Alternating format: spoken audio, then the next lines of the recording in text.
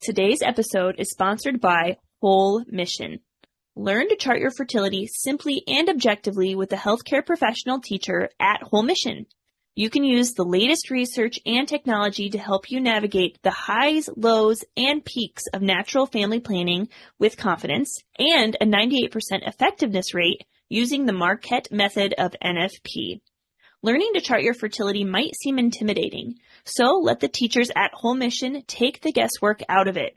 The class offerings at Whole Mission are recommended for single women desiring to understand their health, for engaged couples preparing for marriage, for postpartum moms seeking to simplify their charting routine, and women in perimenopause who are getting ready for the new changes and more.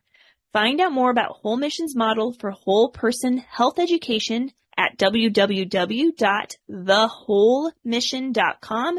That is thewholemission.com.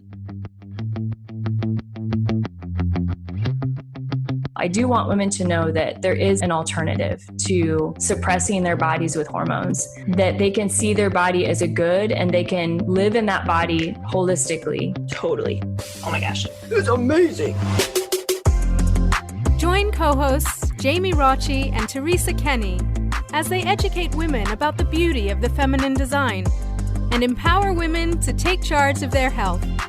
They're going to be so amazing. You're going to be so empowered by understanding your feminine genius and your hormone genius. I don't think I could live my whole life knowing this and not sharing it with anyone. Hello, everyone, and welcome to today's episode of the Hormone Genius Podcast. Teresa and I are here today with Bekah Yawn, who has worked with dozens of women and couples nationwide to empower them in their fertility health. As a psychology major, femme educator, and Fiat hormone coach, she is well respected in the fertility education community. She loves helping women understand their body and God's design and how to support it naturally so they can get pregnant inside of her course, Fertility Framework. So welcome, Bekah, for round 2. We did interview you last season or the season before. So we are excited to talk a little bit more, Bekah, about your passion in helping women achieve pregnancy after miscarriage today. So welcome to our show. Thank you so much. I'm so excited to be here. Yeah. So Bekah, let's just start off a little bit about why the fertility cycle is an important sign of health, and what are some reasons or what are some signs of our fertility cycle that may indicate to us that miscarriage could be a risk. And let's kind of start there. And then again, for anybody who wants to learn more about Bekah and her story, be sure to check out her first episode, and we can include that in the show notes. So Bekah, what would you say to that? Yeah, so some risks of miscarriage, the leading cause of miscarriage is low progesterone. And it's something that is not typically assessed right away when women get pregnant, or if they're working with their general OB, it's not going to be something that the general OB says, hey, let's look at this before you get pregnant, which just drives me crazy because I really feel like a lot of those miscarriages could be prevented if that was assessed early. So one of the beautiful things I love about y'all's podcast is a lot of your listeners already know about charting through a fertility awareness method. And so that's awesome. So if you are listening and you do already chart with a method, that's fantastic. And that's like one of the first things that you should be doing if you're thinking about getting pregnant, you and your spouse are, just to know, like, here are some indicators that you want to look for. So what do we see in low progesterone and fertility awareness charts? One of the biggest thing is a short luteal phase or a luteal phase defect. So in that, we'll see a luteal phase that is shorter than 9 days, but in pregnancy, and Teresa, I'd love to hear your thoughts. In pregnancy, we really like to see them closer to 10 to 11 days minimum for those who are seeking to get pregnant. And your luteal phase is basically after you ovulate. So when you're charting your cycle, you're trying to identify ovulation, and you count from after your peak day or your ovulation day until the last day of your cycle. And that's how long your luteal phase is. And so we really want to see that 10 to 11 days up to 18 days in length to be considered normal. So that's one of the things that we look at first. A couple other signs of low progesterone could be just brown spotting or spotting before your period, or spotting or brown bleeding after your period. So those are some telltale signs. You may have headaches or PMS or irritability, or just kind of low mood and difficulty sleeping after you ovulate, maybe like 7 to 10 days before your period. Those are some ways that your body's talking to you, like, hey, I'm struggling with this. And if you are, you may want to hit the pause button on conceiving to kind of restore that and do what you can to raise those progesterone levels. So those are great things to bring up right away. And I'll, just say from a healthcare professional standpoint, what's great about charting, and I always say this to my patients when it comes to like low progesterone and evaluating hormones, is that I cannot help a woman know what her hormone levels are without her being able to accurately interpret her main event. So the main event is not your period, right? We always say it. The main event is ovulation, and a woman needs to be able to interpret where that is in order for us to get an accurate assessment of her hormones. So to give you an idea of what this looks like, if I have a woman charting, I'll say to her, okay, I'm going to have you come in on days ovulation plus, or we might say peak plus, ovulation plus 5 days, 7 days, 9 days. So we even get more than one blood draw on multiple days in the post-ovulatory, or what you call the luteal phase. There's the post-ovulatory phase, to get an accurate assessment of what happens. And again, it doesn't always look the same. There are actually 3 types of luteal phase defects. And so we might see someone who has low progesterone all the way through the luteal phase, or we might see someone who has really normal progesterone levels, and then it just tanks, right after the 7th day in their luteal phase. Or you might have somebody that has low estrogen in relationship even to their lower progesterone levels. And so you have like almost 2 problems. You have 2 hormones that are out of balance. So there's a variety of different things that we can see. And so that's why it's important to not just assume, oh, I just have low progesterone and that's it. We actually need to do the lab work to really see what's going on. And, in relationship to what you said about the luteal phase and, the average being at least 11 days, you're right. But I would say the average for most women is 12 to 14. And so 11 days might be normal. Absolutely. But I think what you need to know as an individual woman is, what's my average? And this is what's so cool about the stability of the luteal phase, that for each individual woman, her luteal phase will not deviate more within a day. So like if mine is 12 days, and we can say whatever ours is, all 3 of us, but mine is always 12 days. And so if mine jumped to, 8 days or 9 days or even 11 days, I might think, what made that change happen? So it's also for each individual woman, the stability of that luteal phase that we need to watch and make sure it's not deviating from more than a day or more. So that's just kind of my medical kind of framework for it. Yeah. So those are all amazing points to make about the luteal phase and all of that. Mine, by the way, when I'm not postpartum, is also 12 days. In postpartum, I've had some fluctuation, obviously, as things are getting back to normal. And another thing I want to add too is like the question of, why is the woman having low progesterone? And so I always like to think backwards of, well, what happened in her ovulation? And so then we want to observe her ovulatory health. How was her cervical mucus? How was the buildup and the increase in quality and quantity? And because I think that sometimes that could impact her progesterone, because the estrogen, as that's rising and that's impacting her cervical mucus, is what is growing and maturing the follicle that houses the egg, and then ovulation occurs, the egg comes out, and then we have this beautiful follicle that transforms into the corpus luteum, which is what is then producing the progesterone. So if she has a rough ovulatory phase, or there's something going on that's not so great with her estrogen, then that could impact her progesterone levels as well. And then we asked the question, then I'm like, okay, well, what happened in her ovulatory phase that impacted her estrogen to be kind of rough? And so then we just kind of keep working backwards. And so that's something I like to work with my clients too, on just understanding it. Yes, progesterone, we're focused on that, but we're also asking why and what can we do even beforehand to support your estrogen levels as well, and just to observe that in her charts.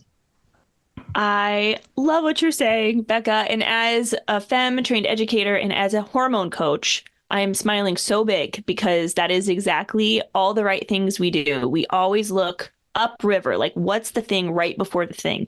And it's funny because Teresa and I just did an episode where I was saying all that. Like it's so beautiful to hear Bekah, you say that. And if those of you haven't heard Bekah's story from, again, her first episode, Bekah, you went from really not knowing much, right? Like just a few years ago. And now here you are talking so eloquently and having this beautiful mission, using your own story of your own miscarriage. Again, we're going to get into this a little bit more, and how now your just whole goal is to empower women to get pregnant after this heartbreaking ordeal.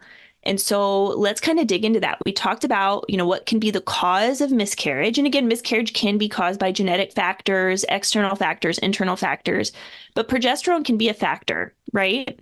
And so that's an important consideration because it is something that hopefully we can restore as we kind of move forward with our life and with our family planning goals. But let's talk a little bit about the work you do, Bekah. So let's say a client comes to you, she's just had a miscarriage. What would be some of the first things that you would have her do, and who would you have her talk to, and how would you work with her to kind of restore her health so that she can be in an optimal state of health as she prepares for another pregnancy? Yeah, it's so hard to go through this and then to be left with, what do I do now? And I'm very thankful to be in this position to help women, because I didn't have someone right away who I could talk with about this and get guidance from, because truly, if you don't have that person that you trust and like really gets it and understands, you are totally in the dark, and it's really, really, really hard. And so I just empathize with you. If you guys are listening to this and you haven't had someone, I just want to give you a big hug, because it's super hard, and you are here for a reason, and hearing this for a reason, and being connected with people who can guide you through this and what to do next. So I think the first thing obviously is take a minute to heal. More than a minute, however long you need, take a moment to heal and process, and just mourn that sweet baby so well, because that baby is absolutely alive. I believe it's in heaven, and just being taken care of so beautifully now. And so just, do something to remember that baby, I think is really important. I think a lot of women sadly just kind of tuck things away and pretend like it didn't happen and just stuff it and move forward. But the reality is that child's cells are in your body and they will never leave you. And I think that's a healing thing.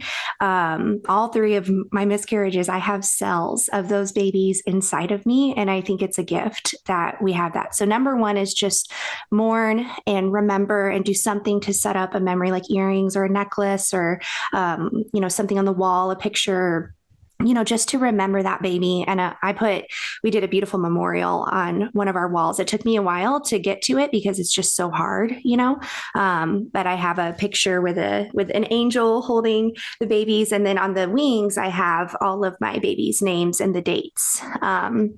And so I hope I never have to add to that, but just something to remember, and then be thankful for the children that we do have that we get to raise. So that's the first thing. And then the second thing, I honestly do recommend getting back into charting as soon as you can mentally handle it. Obviously, if you are not interested in intercourse with your husband, you can just wait. But as soon as you can, the bleeding kind of is starting to wind down, I would get back into charting, because Teresa, you can check me on this, but I think that the body responds to a miscarriage in a similar fashion to a period. It's not a period because not a menstrual period because we didn't have an ovulation, but the super drop in hormones, your body is shedding and kind of getting everything out. And then after that, everything is really quiet. And then when your body is ready, it will get back into working towards an estrogenic rise and an ovulatory event. So that would be the next thing, is we really want to catch that, because it can happen within a couple weeks after a miscarriage. You can literally ovulate again. And I think one of the biggest cautions that I give to my people, to my clients, is if you can please wait. I know like everyone handles this differently. Some women are like, oh my gosh, I just want to be pregnant again right away. I just want to forget that happened. I want to be pregnant again like nothing happened. And you just have this big desire to be pregnant as soon as possible. Or some women are like, I think we're done, or I can't handle this. I can't even think about getting pregnant. So there, whatever boat you're in, you want to think about that. But the reality is you could ovulate very quickly after a miscarriage. So if you're open to life and open to getting pregnant again, I really do encourage chart a few cycles. And like I said, work with a hormone expert who can see what your cycles are telling us, because it can take 2 to 3 cycles for your hormones to reset, to be in a place to receive a pregnancy healthfully.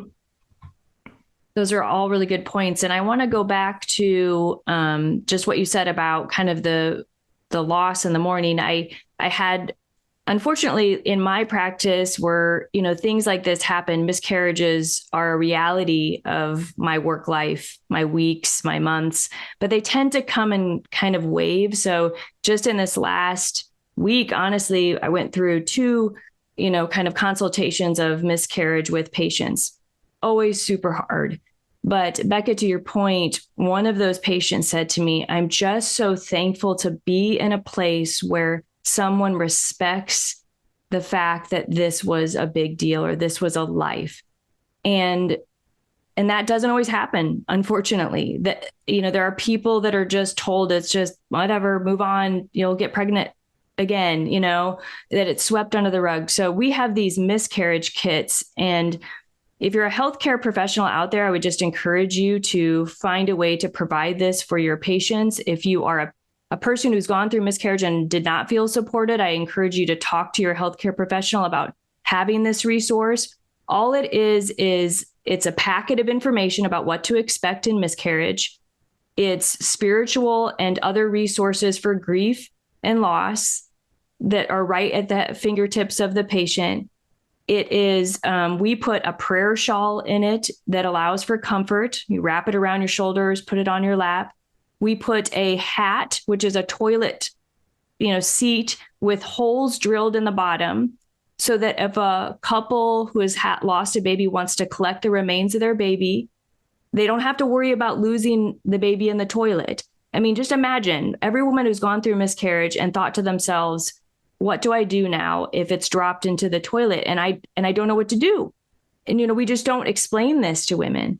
So the hat allows for an easy way for a woman to collect the remains of her baby. And then we put in a collection container and we call it an angel pocket. We have a woman that crochets a little blankie around that container, and it's called an angel pocket.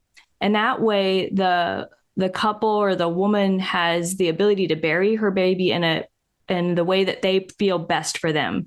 And we offer services for free burial at a cemetery that is connected to a Catholic hospital. So I'm saying this out loud because this is something everybody can have access to if we can just get our healthcare professionals to realize how important it is to women to be supported and cared for in a loss, and for it to not be swept under the rug and to act like it's no big deal. So that's just to affirm everything you said, Bekah, in that. And then in terms of that, reality of how hard it is to not only lose a life, but to realize that I'm not pregnant anymore. And now it'll be so much longer that I'm going to be waiting to hold a child. Every woman who is pregnant, all they want to is be able to hold that baby. And when you lose a baby, then you're like, okay, now it's forever again, right? That feeling of like, it's going to be so much longer. So we hear in that it's so difficult, but there is maybe a reason to just take some time to really help the body restore, and to wait a couple cycles to see what your patterns are so that we can make sure that you're ready to achieve pregnancy again. So that is very important. And you're right, Bekah, I just had a patient that, she explained to me, she had come back as a follow-up after a miscarriage. She's like, I ovulated exactly 2 weeks after my miscarriage. And she was surprised by that. But that is how the body really does go back into this very quickly. But those first 2 cycles after a loss can be hormonally imbalanced. And that's seen in research. So we just want to make sure, again, we're just waiting just a little bit of time for those hormones to rebound, you could say, from the loss. Yeah, I'm so glad you mentioned that. And I mean, I experienced that because I didn't have the gift of knowing a fertility awareness method or what even they were. When we experienced our first loss, she was 15 weeks. And then we were just like, okay, I guess we'll just try to figure this out. We'll try to avoid constantly because we literally had no other knowledge, no other tools.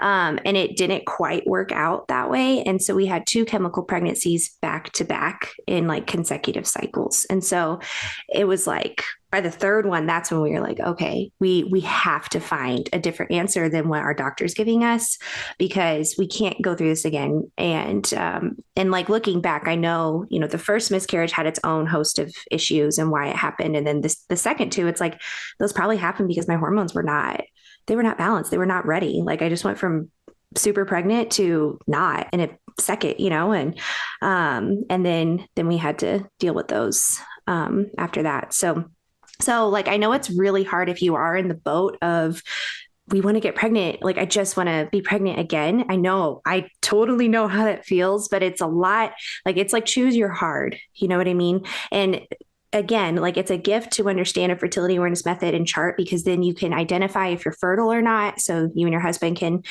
still be together when you're not fertile. But it's so important to be able to utilize that so that way you can avoid pregnancy when you need to and just give your body some time. And then there's some other things we could go into as well about what do we do after that. Let's go into that, Bekah, because again, what I find so beautiful about this is you don't just have the knowledge, you also have the experience. You have the experience. So you're speaking from a perspective of what women need. So we talked about, taking time for that emotional support. And again, if feeling comfortable to start charting, great. But if you need time before doing that again, fine, but just know that that's a tool that really will help you navigate, that next step, especially as you're discerning becoming pregnant again. So yeah, what are some of those other things, Bekah, that as you were kind of restoring your own body and as you now work with your clients, what are some ways that women can help, again, to restore their health, to optimize their fertility? Yeah. And so I smile because Jamie, you were one of those lights in my life that helped me so much. Jamie was my hormone coach before I even knew that it was a thing and I became one. But Jamie, you really helped me with just finding different things to identify in my normal lifestyle to change and tweak to support my hormones. So I'll never forget, I would tell you about, okay, well, I have my coffee in the morning and that's it, and you're like, well, think about having you talk about the hard-boiled egg and avocado. And I was like, oh, Jamie, like, no. Or you talk about egg with avocado. And I just thought that was like the yuckiest thing, but it did get me thinking. And so I just started thinking about, okay, like, well, what's around with my coffee? And I started learning from you about it's really important to make sure you're having protein and healthy fat and like all of these basics that I had never been educated on. I'd never known anything about that. And so I started making little changes here and there. And so that's what I do inside of my courses. I've put in all of the hormone coaching that's in there and more from like my research and all of that for what are the different lifestyle changes you can make, like with not just what you eat, but when you eat it and with what foods, because that can really make a difference in the hormone balances, upping the protein, upping the healthy fats, making sure you're having that with the carbohydrates. What type of carbohydrates are you having? How much sugar are you having? Like all of these little nuancy things that most of us could just roll our eyes at, but actually it really does make a difference in how our body functions hormonally. So I think just starting to learn about those things, about your diet, about your exercise, about being really self-aware of stress in your life and how you're responding to that, and how you're handling that, and different supplements to support your hormone health. I mean, in my previous pregnancies, before I really learned, I was on like one of the worst prenatal quote unquote vitamins. I think I had like the Vitafusion prenatal gummies, and I looked it up on the site and it was like rated an F. And I said, oh man, I'm thankful I have the two sons that I do and that they're okay. But I was like, wow. And just being educated about, whole food supplementation and those sort of things. So just the lifestyle stuff that we do, any changes that we make, even if it's something as small as having eggs before your coffee, if you can tolerate eggs, that's a whole nother can of worms, or just having some kind of protein with your coffee, or maybe swapping your coffee for matcha. Like even just that one little change that you do will literally impact your egg health 3 months from now. And so when we're thinking about not just balancing our hormones, but also balancing or improving the quality of our egg health, that's a really big thing. And on top of that is our husband, can he make a few changes too to improve the quality of his sperm health? Because when you go through a miscarriage, if you knew you had low progesterone, that's one thing. If it seemed like you did have sufficient amounts of progesterone, then I would really take seriously the thought of improving your egg and sperm health and the quality of it if you've never even looked at that or thought about it. So where did you kind of like look into for the egg health, sperm health? Like what kind of like research have you done, Bekah? And, give us the top things, because I know there's probably a lot of things, but in the research, I'm sure you've dived in a little bit on this. What are the main things that are seen to improve the health? And I love that you bring in the sperm health too, because we often forget that there are two genetic components that have to fuse together between the man and the woman. They both should be as optimal as possible. So both of our healths are really important. But give us some ideas of where we can start with that. Yeah, I think the healthy fats is one of the biggest things. Healthy fats and I would say processed foods can really impact the quality there. And so for someone who's never heard this information and, you've been binging on Chick-fil-A your whole life and hitting it up at Starbucks, on the daily, these are some things that we really want to consider is what is our omega-3 to omega-6 ratios, and increasing the amounts of omega-3s, which is our healthy fats, our avocados, olive oil, nuts. And are we really having enough of that a day? I think it's knowing this information is one thing, but doing something with it is another thing. Any kind of seed oil with omega-6s like canola oils or vegetable oils, those things are really high in that. And even sunflower oil, if you look at anything you buy at the grocery store, any restaurant you go to, and if you go to restaurants quite frequently, you're having a pretty high intake of omega-6s, maybe without even realizing it.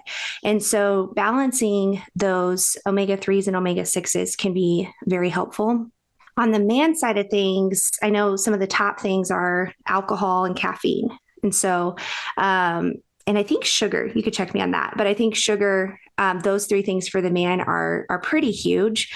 And so, helping him to understand that, I know that could be really hard. Like my husband is a Mountain Dew person for a really long time, and it's taken him years to he hardly ever has it now, which is crazy because he used to have like 2 a day. So for someone who just doesn't really compute with this, it can be a really slow process to kind of wean off, especially for the guy, because typically the motivation isn't as high as the woman to make changes until he can tangibly understand like, oh, wow, this really does make a difference and I need to play my part in it. Those are a few of the things I would say.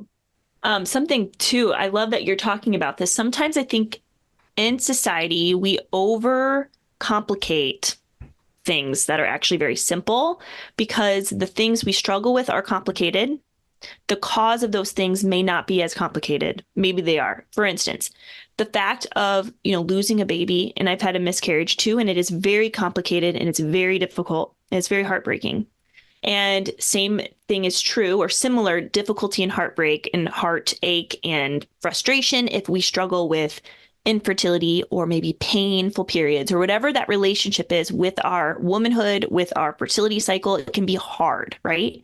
And so because can be so hard, sometimes it seems like the solution or something that can help restore some of these things should be equally as hard. But the reality is that even the smallest, simplest changes can actually impact some of the really hard things. And if we just understood that phenomenon, all of us would probably be drinking more water, getting more movement, getting more sunlight, trying to balance our omega-3s and 6s, trying to get more fiber in fruits and vegetables. Like, it almost seems like we overcomplicate it because the thing that we struggle with is so hard. But the reality is even simple things, and it almost just seems too simple. It's like we want something as complicated, but it's not. And also something I just love this. Teresa, you mentioned this. I think the book, it begins with the egg. That book, so good. I was listening to the Audible of it, but a lot of that egg quality is like, if we think about our eggs and our sperm, they're cells.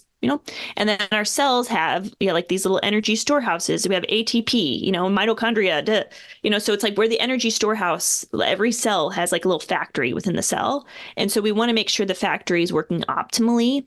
And so even just making sure there's enough energy in the cell to do the job.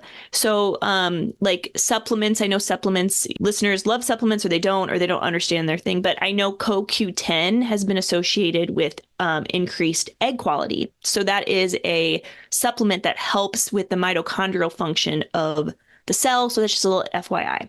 So I think it's cool that the things that the lifestyle changes that you're making now will impact the eggs 3 months from now, which again, some of it can just be so simple, like you're saying, Bekah, so important. Teresa, I see that you have a question. Yeah, no, I just want to, recap that book called It Starts with an Egg is great. We don't have time to go into all the things that it goes into, but you can obviously get that book. Vitamin D was another huge one, but the omega-3s was another big one that Bekah already touched on. So, I just was thinking about how all of these things are great. And like, at the same time, someone might still miscarry. You know what I mean? There's always the reality that like, and I want to say too, women often blame themselves. They might think, oh, well, I was exercising too much, or I drank wine when I conceived or something like that. We tend to kind of think it must be something I did. And that's just not true. It just isn't that isn't the case. I'm sure there are certain things obviously that can cause problems, but that is the very minimal. Women, you aren't the problem. You cannot blame yourself. There certainly are things that we need to dive in and look into. And this is why, get a hormone coach like Bekah or Jamie, but also find a holistic healthcare professional, a restorative reproductive medicine professional, a naprotechnology medical consultant to help you with the hormone imbalances, because you won't be able to completely probably fix those on your own. You're going to need someone to diagnose that and to give you that support. And we can put those resources there in the show notes so that you can find somebody that will listen to you, that will say, oh, yeah, miscarriage just isn't a thing that you have to go through. It's just like a part of life, that there are answers and that we can help women to get the support that they need to carry healthy pregnancies. And especially for women who have been told, oh, after a second miscarriage, still no big deal. After a third miscarriage, still no big deal. I mean, that is ridiculous. That is ridiculous. That is not the way medicine should ever work. The goal of medicine is to be the detective to find the root problem. And there are many things that can be solved for those healthcare professionals who are diving in like a detective and trying to find what those problems are. I would say progesterone is a huge one, and it's in some ways the simplest one we can kind of look for. There are other complicated things like immunological things and organic things that need to be corrected. So it's not just progesterone either. These are complicated things. And that's why I'm saying get somebody who is specialized in this area. But you should know that progesterone should be taken in the conception cycle if you have low progesterone.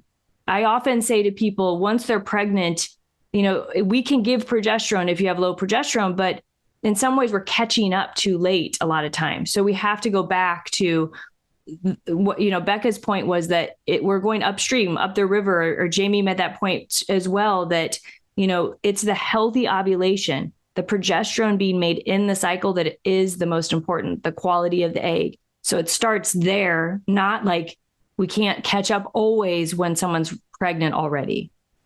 Yeah, those are really good points. And I think as well, when we're considering just the progesterone and the ovulatory health and all of this, is thinking back to the heart, because making, like Jamie said, those simple little changes, I mean, it sounds so simple and so easy that I think a lot of times we just blow it off. And I have been fully guilty of this.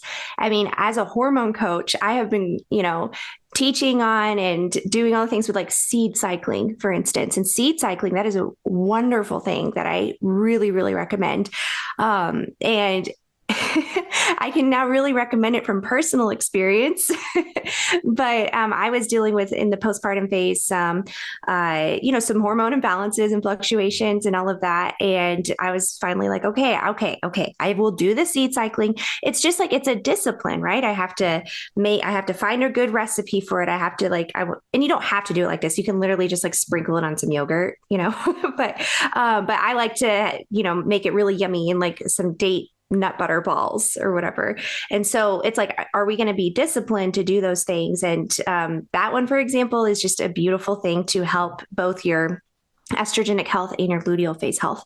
So I can go on about like what is the seed cycling or what's inside of it. But basically in your follicular phase, so the first part of your cycle before you ovulate, you're going to do, I think it's sesame and sunflower. So you'll do 1 to 2 tablespoons of each of those, and you can just eat them. You can put them in a smoothie, you can put it in yogurt, or you can get like a tasty little recipe, even doing like peanut butter or cocoa powder with it. Can be super tasty. And so you eat that like every day. And it's supposed to increase your natural levels of estrogen, like the good ones, and then decrease the xenoestrogens, the fake estrogens. So it's supposed to help that. And then in your luteal phase, you'll do 1 to 2 tablespoons of pumpkin and flax seeds. And those ones are supposed to help support your progesterone and everything. And so since becoming a hormone coach, like I hadn't actually done it before. I hadn't actually seen it. So I was, like I said, experiencing some hormonal fluctuations. So I was like, okay, I'm going to do the seed cycling. We're going to see how it helps. And it actually helped. Like you guys know, I'm like I call myself the bougie charting queen. Like I do all the things with charting. I go way beyond them, like way beyond, but just to observe like what's going on in my body and how can I support it. And I've seen like crazy improvements just with seed cycling. And so it's like, you guys have probably heard 20 to 25 different suggestions, like little suggestions. And something that I always like to encourage the listeners on my podcast in is, okay, you've listened to this amazing episode. And so after you listen, you pause it, you stop, and you just sit quietly. And my podcast is very Christian. So I always say, sit quietly before the Lord and ask him. If you're not a believer, like just sit quietly and think, or you could pray and ask like, okay, what is one thing that I heard in that episode that I feel convicted on that I want to actually do? Because I think it can be a fault of us that we just binge listen and grow in our knowledge, and we never really do anything. And so that would be an encouragement that I have to everyone listening, is just really sit after this episode and think about all the little beautiful nuggets that were shared in here, and really think and reflect on what you're convicted to change one thing, do one thing differently. I love that. Earlier on, some episode, one gal said, information is not transformation. And I've never forgotten that. I thought that was so good. Information is not transformation. We need information before we can do transformation, but that in of itself is not. And so I'm glad, Bekah, you're saying that, because it can be very overwhelming. It can be very overwhelming. And it's not a one size fits all answer. I mean, something for you, you're in a season of life, let's say, where you learned about the seed cycling, you wanted to try it, you had the means to do it, so on and so forth. But for someone else, there may be no interest in that. And so I think just knowing too, like I always have to tell myself this whenever I fall into the trap or temptation to think that there is an answer. There's always an answer for everyone. Like it's this answer, it's seed cycling, for instance, or it's, food order, or it's movement every day, or it's whatever.